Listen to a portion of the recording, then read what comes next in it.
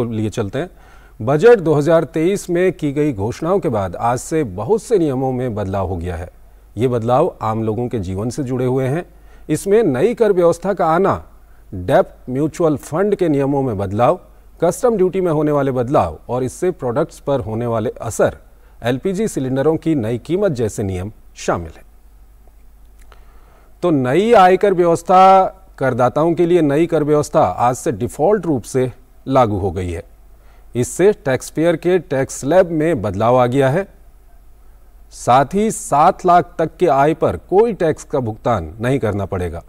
पुरानी कर व्यवस्था में बने रहने के लिए आयकर विभाग को आवेदन देना होगा। और आपको बता दें कि मानक कटौती पहले जहां 50,000 रुपये तक की मानक कटौती केवल पुरानी कर व्यवस्था में ही रहती थी, अब आज से ये नई कर व्यवस्था में भी लागू हो गई है। इससे दोनों तरह के कर व्यवस्था में करदाताओं को लाभ मिलेगा। जीवन बीमा, आज से 5 लाख रुपए से अधिक की बीमा के वार्षिक प्रीमियम आयकर योग्य होंगे। ये नया आयकर नियम यूनिट लिंक्ड इंश्योरेंस प्लान पर लागू नहीं होगा। ऑनलाइन गेमिंग, नया वित्तीय वर्ष ऑनलाइन गेमर के लिए भी खास होने वाला है, क्योंकि इसमें एक नई आयकर धारा 115 BBJ को पेश किया गया है। इसके तहत ऑनलाइन गेमिंग से सभी प्रकार की जीत, नकद, वस्तु, वाउचर या कोई अन्य लाभ पर 30% की दर से कर लगेगा। साथ ही ये कर TDS के रूप में लिया जाएगा। डेट म्यूचुअल फंड, आज से long term debt mutual fund को टैक्स छूट के दायरे से बाहर कर दिया गया है। साथ ही इस पर इंडेक्सेशन के साथ 20 टैक्स और बिना इंडेक्सेशन के 10% टैक्स जैसे लाभ समाप्त हो गए हैं। यानी कि अब इसे शॉर्ट टर्म टैक्स बेनिफिट के रूप में देखा जाएगा। और वहीं ई गोल्ड रसीद और हॉलमार्क, अब तक अगर आप सोने में निवेश कर रहे थे और मन बना रहे थे कि इसे ई स्वर्ण रसीद में बदलकर टैक्स लाभ उठाएं, तो आपको बता दें कि इस नियम में बड़ा बदलाव हो गया है। अब भौतिक सोने को ई स्वर्ण रसीद में बदलने पर कोई पूंजीगत कर लाभ नहीं मिलेगा। दूसरी तरफ हॉलमार्क से जुड़े नियमों में भी बदलाव आ गया है। आज से 6 अंकों का अल्फा न्यूमेरिक हॉलमार्क ही मान्य होगा और दुकानदारों को इसी मार्क के गहने बेचने की इजाजत दी गई है।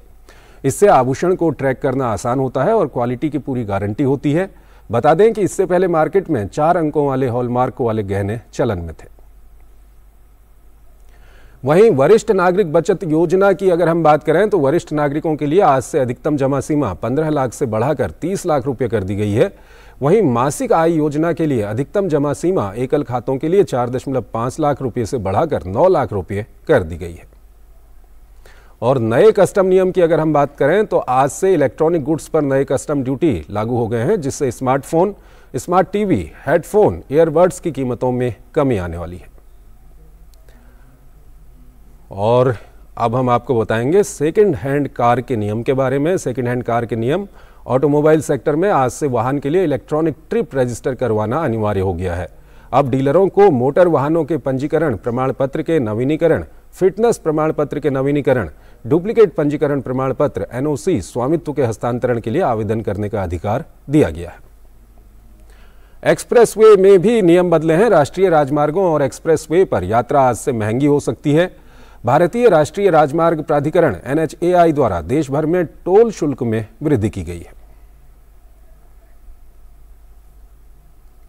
एक छोटा सा ब्रेक।